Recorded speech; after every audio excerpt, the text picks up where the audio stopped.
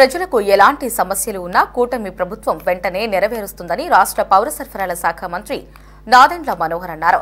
తెనాలిలోని పలు వార్డుల్లో ఆయన పర్యటించారు. ప్రజల సమస్యలను ప్రత్యక్షంగా అడిగి తెలుసుకున్నారు. వెంటనే పరిష్కారం అయ్యే సమస్యలను అక్కడికక్కడే అధికారులను ఆదేశించారు. మిగిలిన వాటిని నిర్దిష్ట గడువులోపు చేస్తామని వార్డు ప్రజలకు చెప్పారు. వైసీపీ పాలనలో కట్టడాల నిర్వహణ సక్రమంగా లేని కారణంగా అవి నిరుపయోగంగా మారుతున్నాయని మండిపడ్డారు.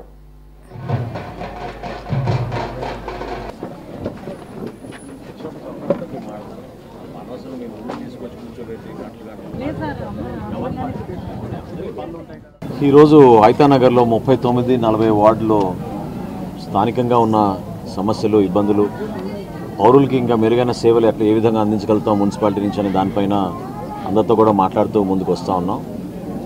ప్రజలందరూ కూడా ప్రధానంగా పారిశుద్ధ్యం గురించి, అదేవిధంగా రక్షిత మంచినీటి పథకం అందడం లేదనే విషయం మా దృష్టికి తీసుకొచ్చారు. నేను చైర్పర్సన్ గారిని, అదేవిధంగా కౌన్సిలర్ గారిని కూడా నేను కోరుతున్నాను, కొంచెం ఫండ్స్ అలొకేట్ చేసుకుని ఒకవేళ శానిటేషన్లో సిబ్బంది తక్కువ ఉంటే ఖచ్చితంగా పెంచుకునే విధంగా చేద్దాం. ఎందుకంటే ఇప్పుడే చెప్తున్నారు వార్డు బాగా విస్తరించిందని, జనాభా ఎక్కువ పెరిగారు కాబట్టి కొంతవరకు కొన్ని వార్డులో పూర్తి స్థాయిలో మేము అందించలేకపోతున్నామేమో. కనీసం వారానికి 2 రోజులు తూచా తప్పకుండా కాలువలన్నీ కూడా ఎప్పటికప్పుడు క్లీన్ చేసుకునే విధంగా ఒక బాధ్యత తీసుకోవాలి. ఆ పొరపాటు జరగకూడదు.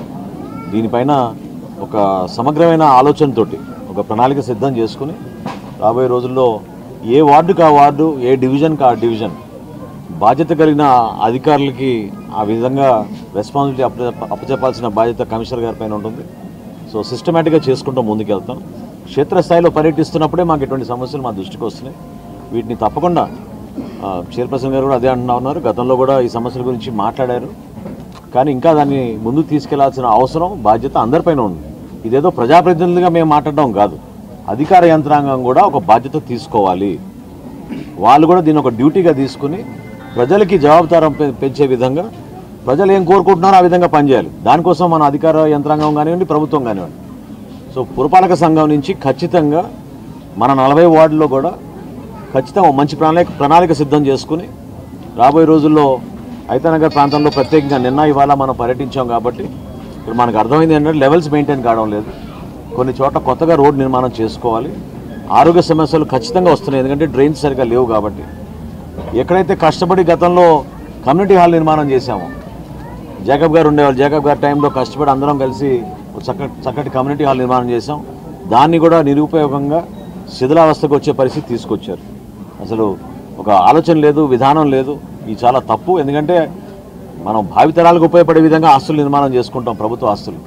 సో తప్పకుండా వీటిపైన సమగ్రంగా మేము ఆలోచించి పాఠశాల వ్యవస్థలో కానివ్వండి, లేదా ఇక్కడ ఉన్న వసతుల విషయంలో కానివ్వండి, ప్రజలందరూ కూడా సంతోషంగా ఉండేటట్టు